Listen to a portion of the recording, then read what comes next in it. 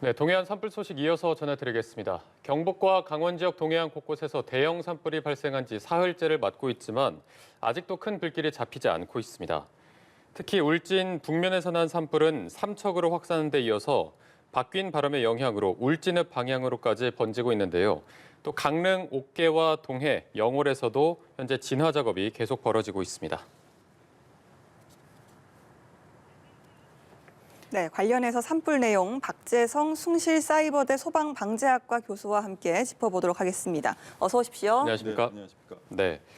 자, 오늘 이제 날이 밝으면서 헬기와 인력을 투입해서 다시 진화 작업에 나섰습니다. 네. 어제 같은 경우에는 바람도 계속 강하게 불고 안개 때문에 또 이게 시야 확보가 잘 안 되면서 주불 원화 타격이 잘 안 됐는데 네, 그렇습니다. 오늘은 좀 어떻게 진행되겠습니까? 네, 다행히 오늘 오전 10시를 기해 가지고 강풍주의보가 해제됐다고 합니다. 강풍주의보라고 하는 것은 우리가 이제 평균 풍속이 14m/s, 순간 풍속이 20m/s 이상일 때를 우리가 이제 강풍주의보를 내리게 되는데요. 그러니까 그 이하로 이제 내려왔다라고 하는 것이죠. 그러니까 주불을 잡을 수 있는 이제 산불을 진화할 수 있는 이제 골든 타임을 확보했다라고 하는 것입니다. 그래서 이때 본격적으로 가용 가능한 뭐 헬기라든지 소방 인력이라든지 이제 동원을 해서 큰 불을 이제 잡을 수 있는 그런 어떤 시점이 됐다라고 하는 것이고요. 그리고 어제 같은 경우는 이제 안개뿐만 아니라 이제 연기가 굉장히 많이 발생을 했었습니다. 그렇기 네네. 때문에 시계가 확보를 안 돼서 화선이라든지 화점을 정확하게 이제 그 진화하는데 많은 어려움이 있었거든요. 물론 이제 강풍도 있었고요. 근데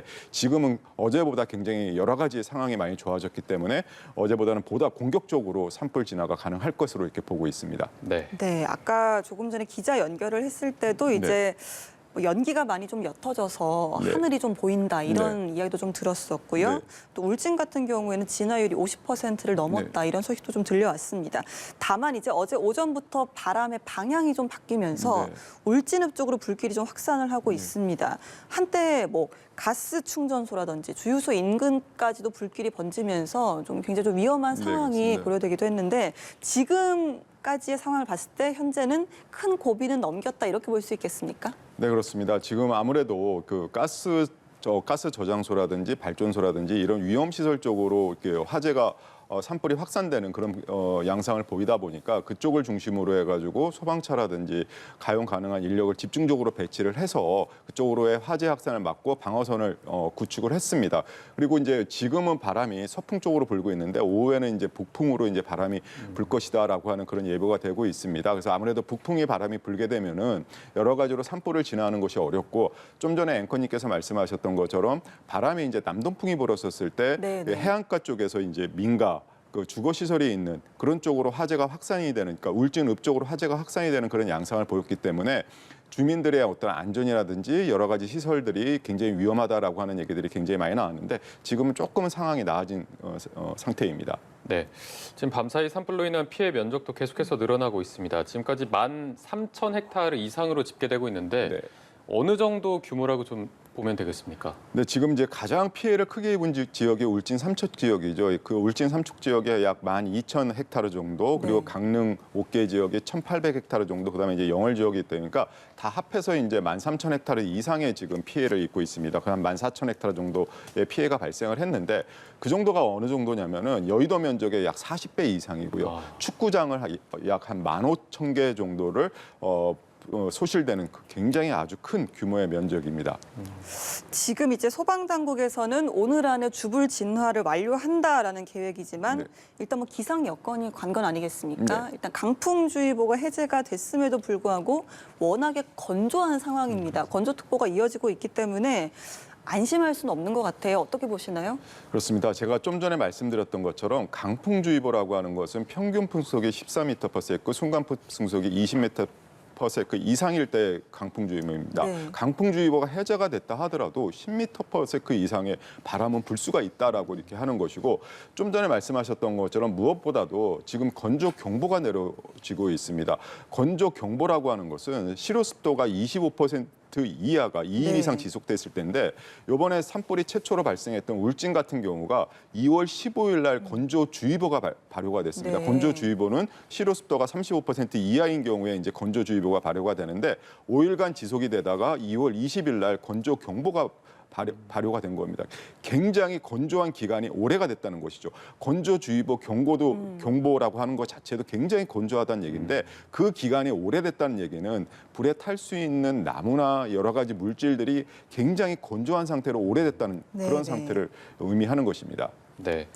자, 지금 현재 동해안 지역에서 마을 주민 7천여 명이 대피했다고 합니다. 지금 집으로 돌아가지 못하고 임시 대피 시설에 있다고 하는데 이 대피 주민들 같은 경우에는 어떤 식으로 좀 대응을 해야겠습니까? 네, 그 대피소 같은 경우에서는 산불이라는 것은 언제 어느 때 어느 방향으로 어떻게 확산될지 모르는 것입니다. 그렇기 때문에 계속적으로 뉴스라든지 당국에서 제공하는 정보를 계속적으로 청취를 하셔야 되는 것이고요. 혹시라도 우리 집에 중요한 물건이 있다라고 해가지고 산불이 조금 잠잠해졌다라고 해가지고 다시 돌아가는 그런 그 행동을 하시면 안 됩니다. 그러니까 당국이 제공하는 정보와 지시하는 거를 잘 따라주셔야 됩니다. 네. 예. 일단 산불의 원인은 지금까지 좀 알려진 거는 도로변에서 처음 시작이 됐다. 울진 산불. 그리고 또 강릉 같은 경우는 방화가 원인인 것으로 또 파악이 됐습니다. 그렇습니다. 지금까지 말씀하셨듯이 강풍특보라든지 건조특보라든지 기상 여건이 산불이 굉장히 좀 쉽게 커질 수 있는 원인이 분명히 있었지만 그럼에도 불구하고 좀 원인을 사전에 차단할 수 있지 않았나 이런 부분 얼마나 보세요? 그래서 근데 우리가 이제 봄철이 특히 강원도 대형 산불 같은 경우가 주로 3월, 4월, 5월 봄철에 많이 발생을 합니다. 이때가 이제 건조주의보 굉장히 건조한 상태고 바람도 굉장히 강풍인데 이 부분을 사전에 차단할 수 있었으면 굉장히 좋겠지만은 워낙 지금 여러 가지 기상적인 여건, 기후적인 여건이 굉장히 너무 안 좋은 그런 상황이었고 그러다 보니까 작은 불씨에 그러니까 울진 같은 경우는 정확하게 화재 원인이 밝혀지지는 않았지만은 아마 실화일 가능성이 굉장히 높고 예, 강릉 옥계 같은 경우는 방화인데 현재 이렇게 보게 되면은 실화에서 산불을 저지르는 경우에는 3년 이하의 징역이나 3천만 원 이하의 벌금에 처해질 수가 있고요. 산불을 방화를 한 경우에는 7년 이상의 징역에 처해지고 있습니다. 이제 실화 같은 경우에 대부분의 판결을 보게 되면은 징역형이 거의 없습니다. 그리고 벌금도 대부분이 200만 원 이하에서 굉장히 솜방망이 처벌로 처해지고 있기 때문에 특히 이런 3월달 봄철 같은 경우에 아무래도 이제 농사를 준비를 하게 되면은 쓰레기 소각이라든지 논 밭도렁을 태운다든지 아니면은 이제 등산이라든지 행락객이 이제 늘어나면서 담뱃불에 의한 불씨 이런 것들에 의해서 화재가 발생할 수가 있기 때문에 이런 처벌을 좀 더 처벌이 능사는 아니지만 처벌을 좀 더 강화를 함으로써 경각심을 높일 필요도 있지 않을까. 그렇게 하는 것이 또 예방에도 분명히 효과가 있습니다. 그런 부분을 좀 더 저희가 신경 써야 되지 않을까 생각이 됩니다. 네, 알겠습니다. 그리고 앞서 말씀해 주셨지만 3, 4, 5월 봄철에 산불이 많이 발생한다 이렇게 말씀해 주셨는데 올해 1월과 2월에 발생한 산불도 작년 같은 기간과 비교하면 2배 이상 뛰었거든요. 그렇습니다. 원인을 어떻게 저희가 봐야 될까요? 제가 기상 자료를 찾아보다 보니까 최근 3개월 동안 그 강우량이 13.3mm였다고 합니다. 그러니까 예년 강우량의 약 15% 정도에 불과했다라고 하는 것이죠. 그만큼 다른 해보다도 굉장히 건조했고 건조한 기간이 굉장히 오래됐다라고 하는 것이고 거기에 더 불행하게도 강풍이 부는 날이 굉장히 많았기 때문에 올해 1월, 2월, 3월 달에 지금 집중적으로 전국적으로 산불이 다발하고 대형화되고 있다라고 생각이 됩니다. 예, 이렇게 산불이 많이 또 발생을 하는 올 한 해 상황까지 좀 짚어주셨는데요. 이렇게 건조한 날씨에 강한 바람까지 겹치면서 뭐 어디에서건 전국 어디에서건 산불이 발생할 수도 있는 상황 그렇습니다. 아니겠습니까? 네. 그렇다면 산불이 좀 번진다든지 위험에 처해서 주택가를 향해서 확산할 경우에 좀 어떻게 대처를 해야 되는지 이 부분 좀 짚어주시죠. 네, 산불이 발생을 했을 때 특히 강풍을 동반하면 산불의 확산 속도가 굉장히 빠릅니다. 특히 주택가로 화재가 확산이 됐었을 때 중요한 물건을 챙기기보다는 우선적으로 대피를 하시는 것이 좋고요. 대피를 하는 경우에는 가능한 한 미리 불에 의해서 탄 곳이 있다든지 낮은 곳으로 대피를 해야 되는 것이고 또한 산불은 사람들이 많이 헷갈려 하시는 것이 바람을 등지고 이렇게 대피를 해야 된다고 생각하시는 건데 아닙니다. 산불은 불을 등지고 바람을 맞으면서 대피를 하는 것이 맞습니다. 왜냐? 강풍이 불었을 때 산불의 확산 속도가 바람의 방향으로 갔기 때문에 사람보다 더 빨리 진행을 할 수가 있습니다. 그래서 바람을 맞으면서 불을 등지고 대피하는 것이 중요합니다. 네, 알겠습니다. 저희가 오늘 말씀은 여기까지 들어보도록 하겠습니다. 박재성 숭실사이버대 소방방지학과 교수와 함께했습니다. 오늘 고맙습니다. 고맙습니다.